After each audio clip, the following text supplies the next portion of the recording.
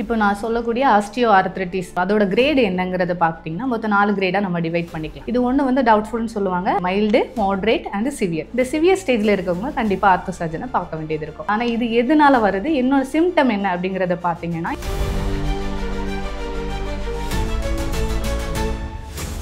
இதனால் இப்போ ஃபிசியோதெரப்பி எக்ஸசைஸை வந்து நான் ஒரு 3 எக்ஸசைஸை உங்கள்கிட்ட எக்ஸ்பிளைன் பண்ணுறேன். நீங்கள் வந்து இந்த 3 எக்ஸசைஸே ஃபாலோ பண்ணி பார்த்தீங்க அப்படின்னா பெயின் கண்டிப்பாக உங்களுக்கு வந்து குறையிறதுக்கு நிறைய வாய்ப்பு இருக்கும். ஃபஸ்ட்டு ஸ்டேஜ் என்ன அப்படின்னா, நீங்கள் இந்தியன் டாய்லெட்டை கொஞ்சம் அவாய்ட் பண்ணணும். நம்ம இந்தியன் டாய்லெட் கண்டினியூவாக நீங்கள் பயன்படுத்துகிற நேரம் அதிகப்படியான அழுத்தம் வந்து அந்த மூட்டில் வந்து விழுது. அப்போ அந்த பெயின் வந்து அக்ரிவேட் ஆகிறதுக்கு தான் நிறைய வாய்ப்புகள் இருக்குது. இதை நீங்கள் தவிர்க்கலாம் அப்படின்னா நீங்கள் பெட்டர் வந்து வெஸ்டர்ன் டாய்லெட்டை யூஸ் பண்ணிக்கலாம். வணக்கம், நான் அஜிதா குணசேகரன் பேசுகிறேன். பீவல் ஹாஸ்பிட்டல் நாகர்கோவிலேருந்து பேசுகிறேன். இப்போ நான் என்ன கேஸை பற்றி பேச போகிறேன் அப்படின்னா ஆஸ்டியோஆர்த்ரைட்டிஸ் அப்படின்னு சொல்லக்கூடிய மூட்டு தேய்மானத்தை பற்றி பேச போகிறேன். இது காமனாக எதனால் வருது அப்படிங்கிறத நம்ம இப்போ பேசுகிறோம்.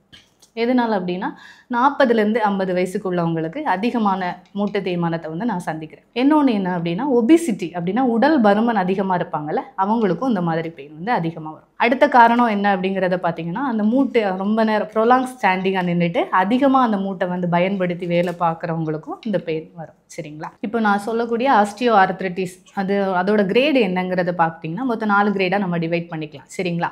இது ஒன்று வந்து டவுட்ஃபுல்னு சொல்லுவாங்க, ஆனால் 1, 2 மைல்டு, மாடரேட் அண்ட் சிவியர். இந்த சிவியர் ஸ்டேஜில் இருக்கவங்க கண்டிப்பாக ஆர்த்தோ சர்ஜனை பார்க்க வேண்டியது இருக்கும். இதில் 1லேருந்து 3 ஸ்டேஜுக்குள்ளே இருக்கக்கூடியவங்க சப்போஸ் நம்மளோட ஃபிசியோதெரப்பி ட்ரீட்மெண்ட்டை எடுக்கிறனாலும் அவங்களோட பெயின் வந்து குறையிறதுக்கு நிறைய வாய்ப்பு இருக்குது, நிறைய வழிமுறைகளும் இருக்குது. சரிங்களா? ஆனால் இது எதனால வருது, என்னோட சிம்டம் என்ன அப்படிங்கிறத பார்த்தீங்கன்னா இதோட சிம்டமேட்டிக்கலாக எங்கிட்ட நான் நிறைய பார்க்குறவங்க என்ன அப்படின்னா அந்த முட்டை மடக்கி நீட்டுற நேரம் ஒரு பெயின் வருது டாக்டர், இந்த மாதிரி சொல்கிறாங்க. சரிங்களா? இன்னொன்று வெயிட்டை தூக்குற நேரம் அந்த மூட்டை சுற்றி ஒரு அதிகப்படியான ஒரு பெயினை வந்து அவங்க பார்க்குறாங்க.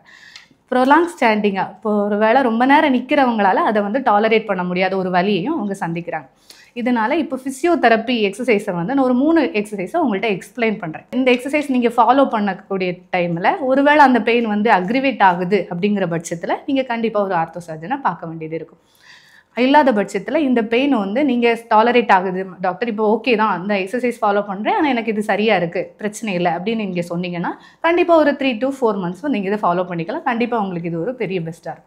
இப்போ நான் வந்து எக்ஸசைஸ் பண்ணுறதுக்கு இப்போ நம்ம எப்படி தயாரானோம் அப்படின்னு நான் உங்கள்கிட்ட எக்ஸ்பிளைன் பண்ணேன். இப்போ நம்ம ஃப்ளாட் சர்ஃபேஸில் கண்டிப்பாக படுத்துக்கணும். படுத்துட்டு ஒரு பில்லோவில் நீங்கள் கம்ஃபர்ட் பொசிஷனை மெயின்டைன் பண்ணிக்கோங்க. அதுக்கப்புறம் ஒரு டவலை ஃபோல்ட் பண்ணி உங்கள் கையில் வச்சுக்கோங்க. நேராக படுத்துட்டு நிமிர்ந்து படுத்துட்டு காலை 2 ஒவ்வொரு காலையாக மேலே ஒரு 50 to 20 டிகிரி ஹோல்ட் பண்ணிக்கோங்க.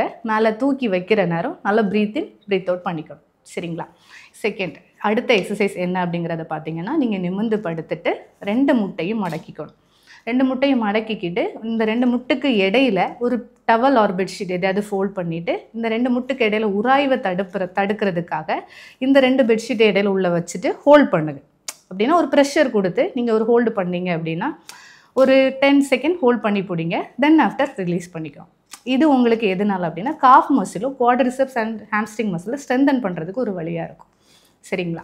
அடுத்த எக்ஸசைஸ் என்ன அப்படிங்கிறத பார்த்தீங்கன்னா இதே பொசிஷனை மெயின்டைன் பண்ணி நிமிர்ந்து படுத்துட்டு 2 முட்டுக்கும் இடையில ஒரு பில்லோ ஒரு பெட்ஷீட்டை ஹோல்ட் பண்ணி நீங்கள் நல்லா கம்ப்ரெஸ் பண்ணுங்க.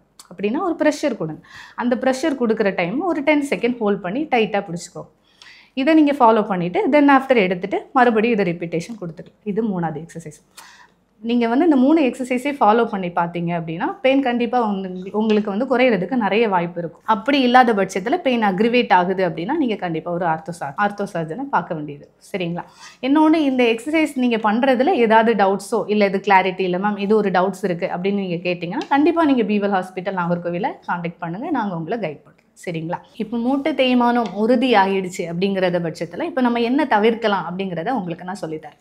ஃபஸ்ட்டு ஸ்டேஜ் என்ன அப்படின்னா நீங்கள் இந்தியன் டாய்லெட்டை கொஞ்சம் அவாய்ட் பண்ணணும். அது எதனால் அப்படிங்கிறத நம்ம இந்தியன் டாய்லெட் கண்டினியூவாக நீங்கள் பயன்படுத்துகிற நேரம் அதிகப்படியான அழுத்தம் வந்து அந்த மூட்டில் வந்து விழுது. அப்போ அந்த பெயின் வந்து அக்ரிவேட் ஆகிறதுக்கு தான் நிறைய வாய்ப்புகள் இருக்குது. இதை நீங்கள் தவிர்க்கலாம் அப்படின்னா நீங்கள் பெட்டர் வந்து வெஸ்டர்ன் டாய்லெட்டை யூஸ் பண்ணிக்கலாம். இல்லை வெஸ்டர்ன் டாய்லெட் எனக்கு யூஸ் பண்ண முடியாது, கொஞ்சம் கஷ்டம், அந்த மாதிரி நீங்கள் நினச்சிங்க அப்படின்னா மார்க்கெட்டில் கூட ஆல்டர்னேட்டாக நிறைய சேர் இருக்குது, அதை வாங்கி பயன்படுத்தினா கொஞ்சம் பெயின் குறையும். சரிங்களா? இது எதனால் அப்படின்னா நீங்கள் இந்தியன் டாய்லெட்டை கண்டினியூவாக யூஸ் பண்ணிக்கிட்டே இருக்கிறீங்க அப்படின்னா ஸ்டேஜ் 1ல் இருக்கக்கூடியவங்க ஸ்டேஜ் 2க்கோ, ஸ்டேஜ் 2ல் இருக்கக்கூடியவங்க ஸ்டேஜ் 3க்கோ போகிறதுக்கு நிறைய வாய்ப்புகள் இருக்குது. சரிங்களா? இப்போ அடுத்த பாயிண்ட், 2வது பாயிண்ட் என்ன அப்படிங்கிறத நம்ம பார்த்தோம் அப்படின்னா, நீங்கள் வெயிட்டை தூக்கிக்கிட்டு படி ஏறி இறங்குறதை கொஞ்சம் தவிர்த்தா அந்த பெயின் வந்து உங்களுக்கு குறையிறதுக்கு நிறைய வாய்ப்புகள் இருக்கும். 3வது பாயிண்ட் என்ன அப்படிங்கிறத பட்சத்தை பார்த்தீங்கன்னா, நீங்கள் சப்போஸ் ஒபிசிட்டியாக இருக்கிறீங்க அப்படின்னா ஒரு அப் டு ஒரு 5 kg நீங்கள் கம்மி பண்ணீங்க அப்படின்னா, நீங்கள் இதுக்கு முன்னாடி இருந்த ஒபிசிட்டி லைஃப் ஸ்டைலுக்கும் இப்போ இருக்கக்கூடிய பெயினுக்கும் டிஃப்ரென்ஸ் நீங்கள் கண்டிப்பாக பார்ப்பீங்க.